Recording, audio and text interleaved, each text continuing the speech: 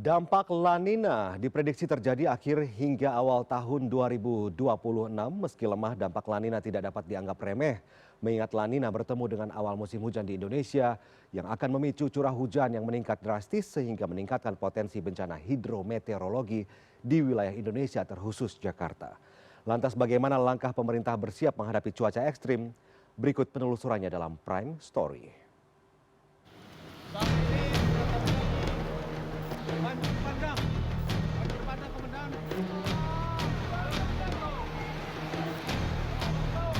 Jalan ini sudah dilintasi banjir dengan ketinggian 30. Akhir bulan November menjadi momen mencekam bagi masyarakat yang tinggal di 3 provinsi yang terletak di Pulau Sumatera.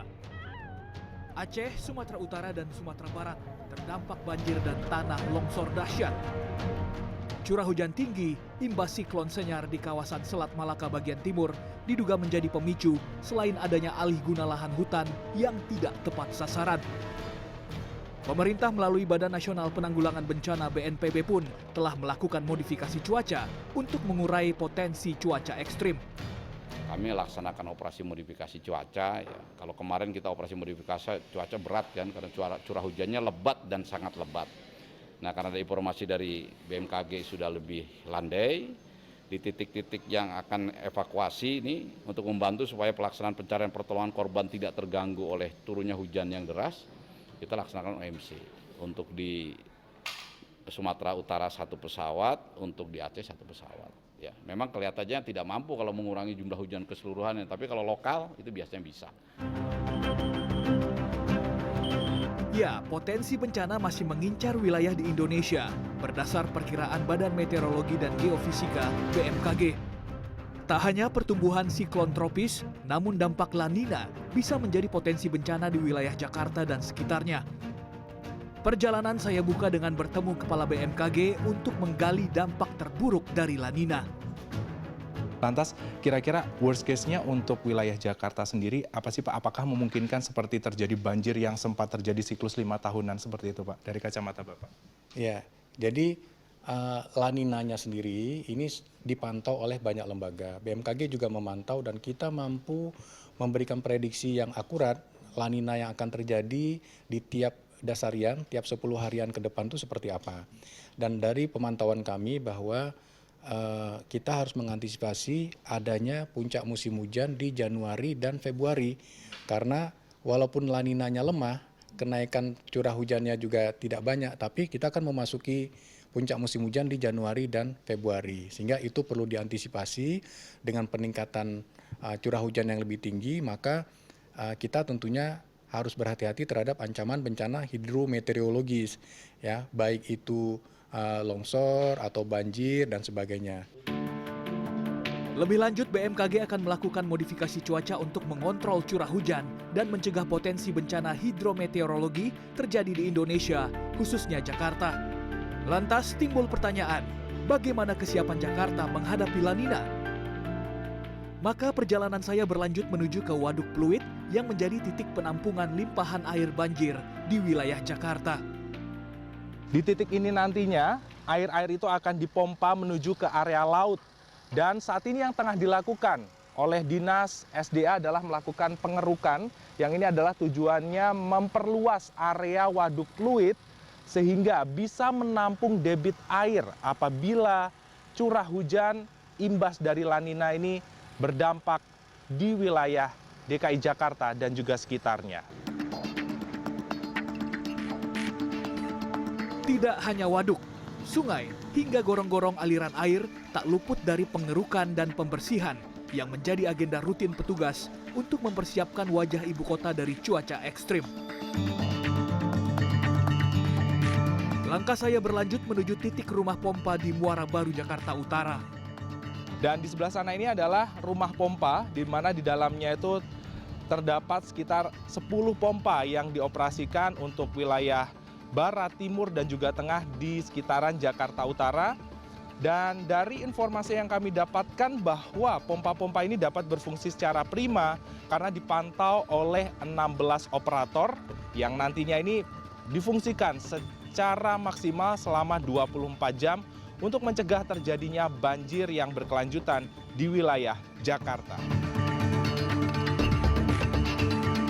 Oh ya, Anda pasti masih ingat dengan video yang viral berikut. Karena tanggul laut diduga bocor dan posisi air laut lebih tinggi dari daratan. Saya mencoba bertanya terkait fenomena ini, pakar geologi lingkungan dan kebencanaan UGM.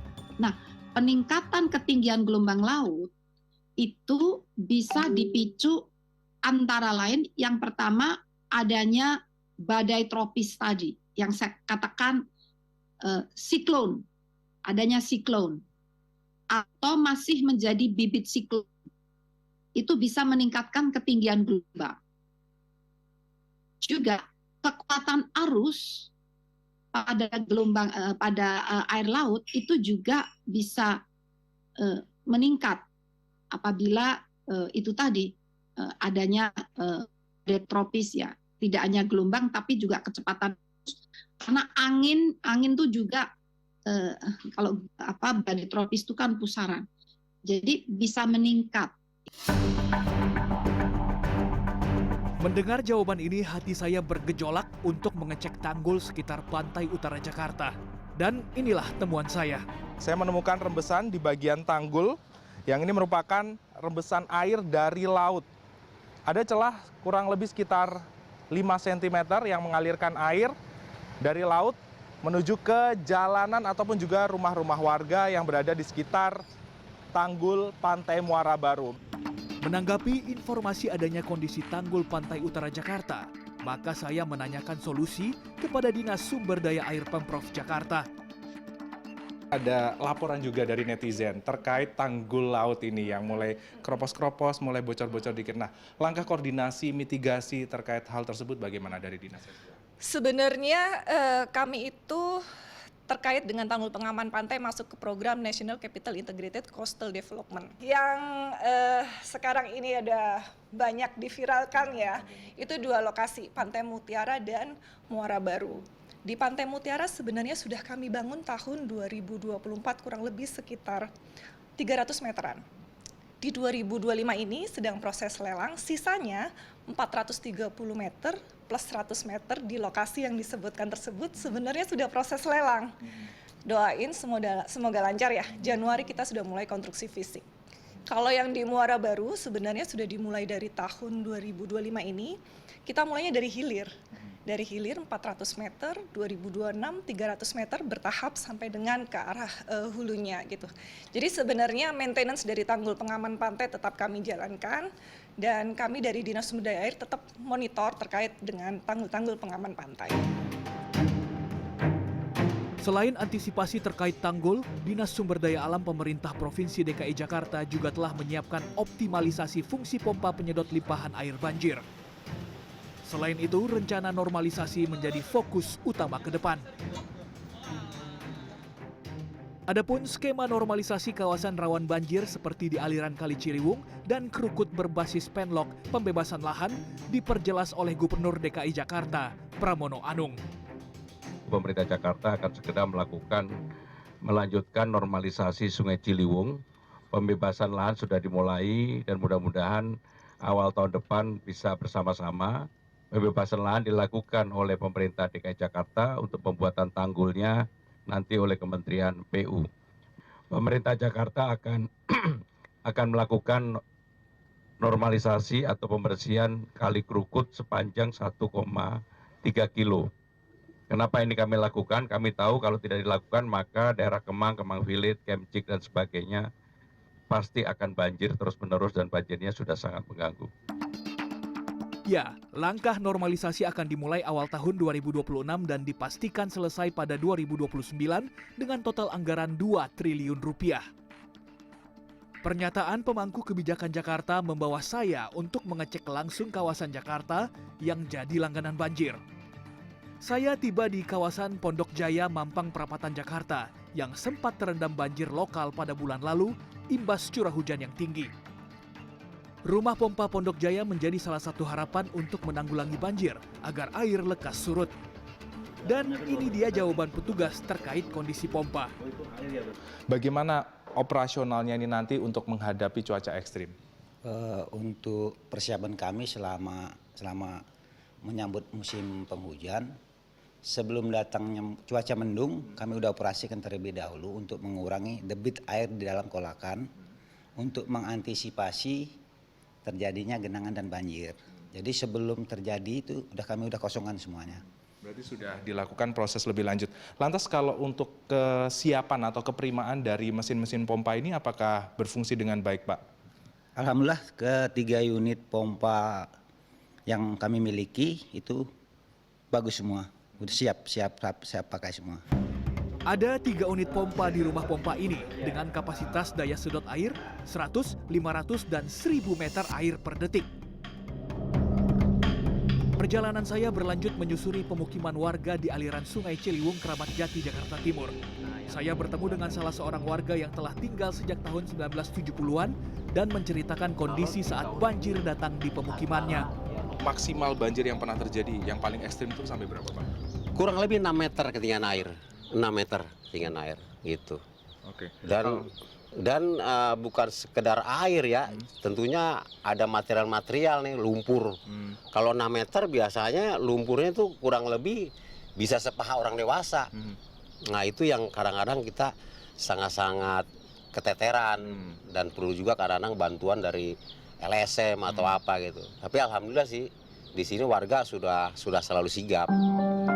Setelah menelusuri lebih mendalam, saya mendapatkan informasi bahwa permukiman ini masuk sebagai area normalisasi Sungai Ciliwung, di mana sesuai keputusan Gubernur DKI Jakarta nomor 344 tahun 2025, area seluas kurang lebih 67.270 meter persegi akan dibebaskan yang meliputi permukiman di Kelurahan Cawang dan Kelurahan Cililitan, Kecamatan Kramat Jati, Jakarta Timur.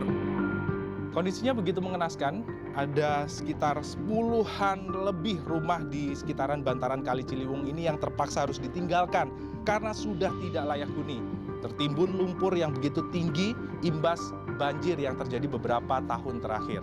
Tentunya solusi terbaik yang diharapkan dari masyarakat kepada pemerintah Provinsi Jakarta ini harus segera dioptimalkan dan dilaksanakan terkait normalisasi ataupun juga upaya lain agar banjir tidak terjadi di wilayah Jakarta imbas cuaca ekstrim yang mungkin saja terjadi di masa yang akan datang.